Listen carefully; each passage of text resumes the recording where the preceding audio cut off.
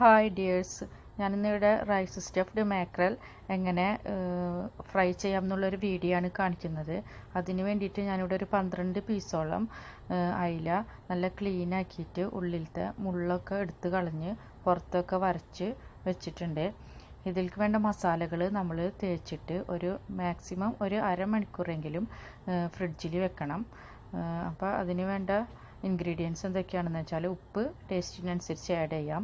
മുളക് പൊടി 2 ടീസ്പൂൺ ഞാനിവിടെ ആഡ് ചെയ്തിട്ടുണ്ട്. പിന്നെ മഞ്ഞൾപ്പൊടി ഒരു 1/4 ടീസ്പൂൺ മഞ്ഞൾപ്പൊടി ആവശ്യമുള്ളൂ. പിന്നെ മല്ലിപ്പൊടി ഒരു 3/4 ടീസ്പൂൺ മല്ലിപ്പൊടി എടുത്തിട്ടുണ്ട്. ഇവയെല്ലാം കൂടി നന്നായി മിക്സ് ആക്കിയിട്ട് നമ്മൾ ഒരു അരമണിക്കൂർ ഫ്രിഡ്ജിൽ വെക്കാം. അതിനുശേഷം നമ്മൾ ഇതിൻ്റെ സ്റ്റഫ് ചെയ്യാൻ വേണ്ട ഇൻഗ്രീഡിയൻസ് എന്തൊക്കെയാണെന്ന് വെച്ചാൽ ചെറിയ ഉള്ളി 4-5 എണ്ണം എടുത്തിട്ടുണ്ട്, തക്കാളി 1 എണ്ണം ചെറുതായി അരിഞ്ഞത്, കറിവേപ്പില, ഇഞ്ചി 2 കഷ്ണം, പിന്നെ വെളുത്തുള്ളി ഒരു 2 അല്ലി, അത് ഞാൻ ചെറുതായിട്ട് മുറിച്ചതാണ്, പച്ചമുളക് ഒരു 3 എണ്ണം ചെറുതായിട്ട് കട്ട് ചെയ്തത്, പിന്നെ ചോറ് നമ്മൾ വേവിച്ചത് ഒരു 3 ടീസ്പൂണോളം ചോറ് ആവശ്യമുള്ളൂ. പിന്നെ അതേപോലെ കോക്കനട്ടും 3 ടീസ്പൂണും ജീരകം. ഇതെല്ലാം കൂടിയിട്ട് നമ്മൾ ഒരു പാനിൽ ഓയിൽ ഒഴിച്ചിട്ട് ഒന്ന് വഴറ്റിയെടുക്കണം. ഇതൊന്ന് നന്നായിട്ട് ഡീപ്പായിട്ട് വഴറ്റേണ്ട ആവശ്യമൊന്നുമില്ല, ജസ്റ്റ് ഒന്ന് പച്ചമണം മാറിയാൽ മതി, കാരണം സ്റ്റഫ് ചെയ്യാനുള്ളതല്ലേ. അപ്പോൾ ജസ്റ്റ് ഒന്ന് വഴറ്റിയെടുത്താൽ മതി. അപ്പോൾ നമ്മൾ ഇൻഗ്രീഡിയൻസ് എല്ലാം കൂടി ഒരുമിച്ച് തന്നെ ഇട്ട് കൊടുക്കുകയാണ്. ഒന്ന് വഴന്നിട്ട് ഒന്ന് ഇട്ട് കൊടുക്കാനായിട്ട് നിൽക്കേണ്ട ആവശ്യമില്ല, കാരണം നമ്മൾക്ക് സ്റ്റഫ് ചെയ്യാനാവുമ്പോൾ നമ്മൾക്കൊന്ന് ജസ്റ്റ് ഒന്ന്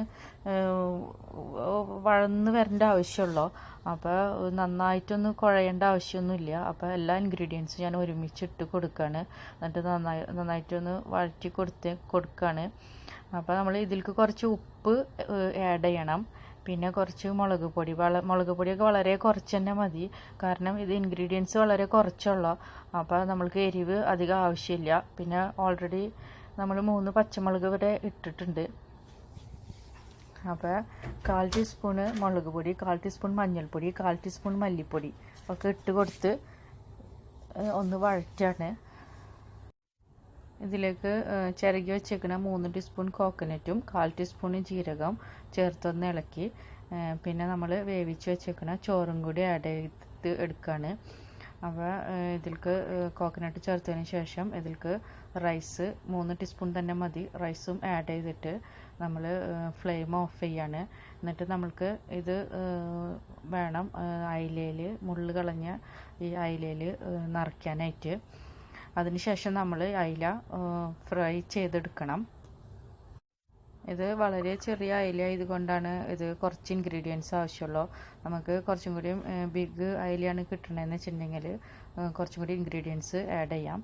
അപ്പോൾ ഞാനിത് അയിലയിലേക്ക് നിറച്ച് കൊടുക്കുകയാണ്. അപ്പോൾ മാക്സിമം ഒരു 1.5 ടീസ്പൂണൊക്കെ ഇപ്പോൾ ഇതിൽ കൊള്ളണുള്ളൂ. അപ്പോൾ അത്രയും ആക്കിയിട്ട് നമ്മൾ നന്നായിട്ടൊന്ന് സ്പൂൺ ഉപയോഗിച്ചിട്ട് തന്നെ നമ്മൾ നന്നായിട്ടൊന്ന് ഉള്ളിലേക്കാക്കി വെച്ച് കൊടുത്തിട്ട് നമ്മൾ ചൂടായ ഓയിലിൽ ഇട്ടിട്ട് വളരെ സൂക്ഷിച്ച് കൈ കൊണ്ട് തന്നെ ഇടണം. നമ്മൾ സ്പൂൺ വെച്ച് ഇടുകയാണെങ്കിൽ ചിലപ്പോൾ സ്റ്റഫ് ചെയ്തേക്കുന്ന സാധനം പുറത്തേക്ക് വരാൻ സാധ്യതയുണ്ട്. അപ്പോൾ സ്റ്റഫ് ചെയ്തേക്കുന്ന ഇൻഗ്രീഡിയൻസ് പുറത്തേക്ക് ഓയിലിലേക്ക് പോരും. അപ്പോൾ മറിച്ചിട്ട് കൊടുക്കുമ്പോഴും സൂക്ഷിച്ചിട്ട് തന്നെ ചെയ്യണം. അപ്പോൾ സാധാരണ നമ്മൾ അയില പൊരിക്കുമ്പോൾ മറിച്ചിടുന്ന പോലെ ചെയ്യാൻ പാടില്ല, കുറച്ച് കെയറോട് കൂടിയിട്ട് ചെയ്യുക. എന്നിട്ട് ഒരു സൈഡ് മുരിഞ്ഞു കഴിഞ്ഞാൽ മറിച്ചിട്ടിട്ട് പതുക്കെ തിരിച്ചിട്ടിട്ട് കൊടുക്കുക. അങ്ങനെ നമ്മൾ സ്റ്റഫ് ചെയ്ത് വെച്ചേക്കണ എല്ലാ അയിലയും പൊരിച്ചെടുക്കുക. അപ്പോൾ ടേസ്റ്റി റൈസ് സ്റ്റഫ്ഡ് മാക്രൽ തയ്യാറായി കിട്ടും നിങ്ങൾക്ക്.